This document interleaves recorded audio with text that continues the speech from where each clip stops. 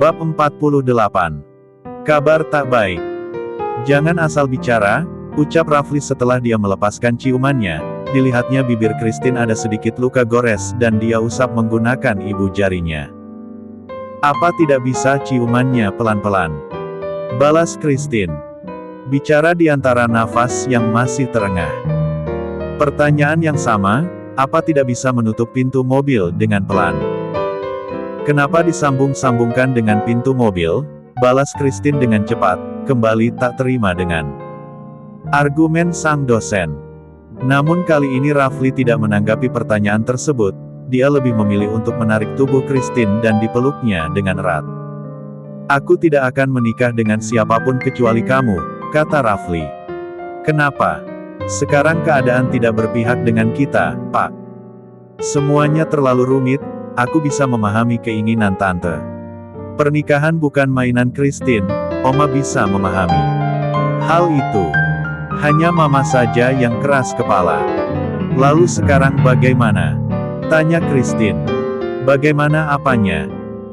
Bukankah semua sudah jelas? Kamu adalah kekasihku, aku tidak akan menikah dengan wanita itu. Ivana namanya, Kak Ivana.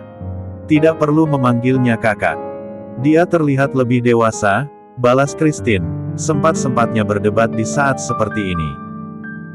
Secara perlahan Rafli kemudian melepaskan pelukannya, kedua tangannya masih menyentuh lengan Christine, dia menatap sang gadis dengan intens. Katakan, cegah aku untuk tidak menikah dengan wanita itu, kata Rafli, dia ingin mendengar hal ini dari Christine. Rafli ingin melihat Christine memperjuangkannya juga, bukan selalu ingin putus, bukan selalu memintanya untuk pergi.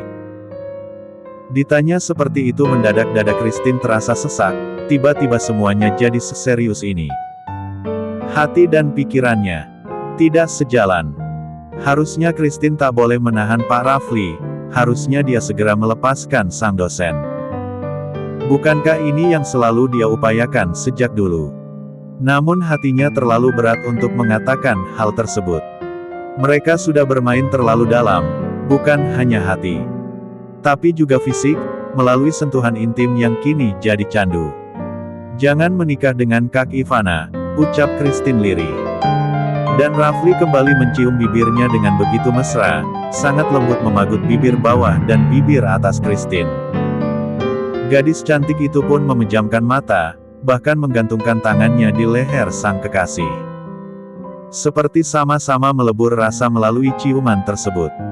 Mereka sama-sama tahu tak akan bisa untuk berpisah.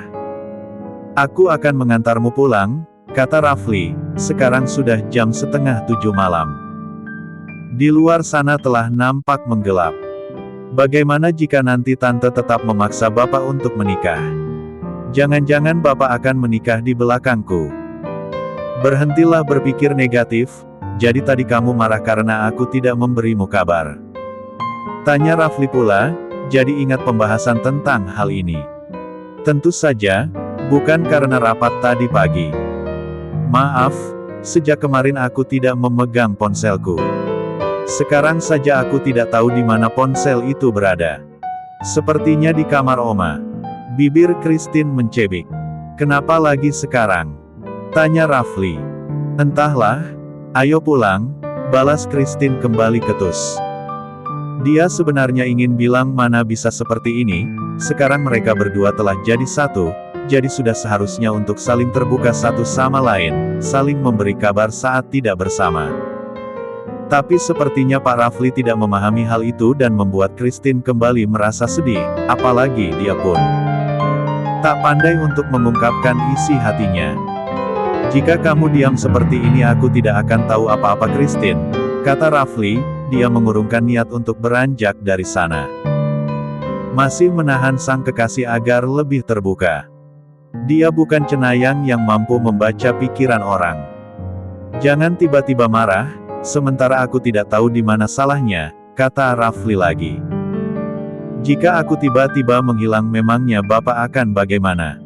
Biasa saja, balas Christine. Astaga, kenapa harus pakai teka-teki? Maaf, aku salah. Lain kali aku tidak akan meninggalkan ponselku. Sembarangan, sebisa mungkin aku akan memberimu kabar. Seperti itu kan? Pembicaraan mereka jadi terhenti karena tiba-tiba ada seseorang yang datang. Christine yang lebih dulu melihat siapa sosok itu. Ternyata Kak Ivana yang menghampar mereka berdua. Kamu pergi terlalu lama, karena itulah aku datang menyusul, ucap Ivana tiba-tiba, kalimat yang jelas dia tunjukkan untuk Rafli. Karena sorot matanya menatap lurus ke arah pria itu. Berada di keadaan ini Christine tentu merasa sangat canggung. Bingung harus bagaimana, jadi dia hanya mampu menurunkan pandangannya, tidak ingin melihat interaksi yang akan tercipta di antara Pak Rafli dan Kak Ivana. Aku bahkan tidak mengenalmu, jadi berhentilah bersikap seolah kita memiliki hubungan yang dekat, balas Rafli.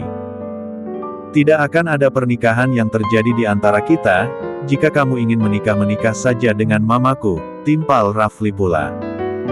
Christine nyaris tertawa saat mendengar kalimat itu, namun dia gigit bibir bawahnya menahan agar tawanya tidak pecah. Selain ini keadaan yang serius, kondisi juga sedang tidak baik karena keadaan Oma.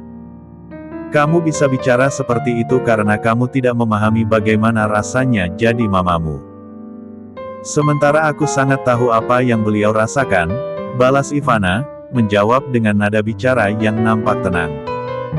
Sebelum ayahku meninggal, aku bersedia melakukan apapun untuknya. Dan sekarang hal inilah yang sedang diupayakan oleh Mama, terang Ivana lagi. Hati Christine begitu tertusuk saat mendengar hal itu, dia dan Pak Rafli seolah egois sekali karena hanya memikirkan tentang hati masing-masing. Bukan Oma yang saat ini seperti sedang menghitung waktu. Ucapan Ivana tersebut berhasil mempengaruhi Christine, hatinya yang mudah terenyuh rasanya ingin menyerah saja. Apapun ucapanmu tidak akan membuatku berubah pikiran, Oma justru akan bersedih jika aku menikahi wanita yang tidak aku cintai, balas Rafli telak. Tentang cinta tak mampu Ivana perdebatkan, bagaimana ada cinta jika ini saja adalah pertemuan pertama mereka. Hanya Ivana yang merasa tertarik pada Rafli, sementara pria itu tidak. Kata Mama, cinta bisa tumbuh seiring berjalannya waktu, kita hanya perlu membuka hati untuk satu sama lain, yang terpenting sekarang adalah menunjukkan pada Oma bahwa kita menikah, jawab Ivana yang belum menyerah, dia termasuk wanita yang pandai bicara. Christine bisa saja melepaskanmu, aku yakin dia akan mengerti.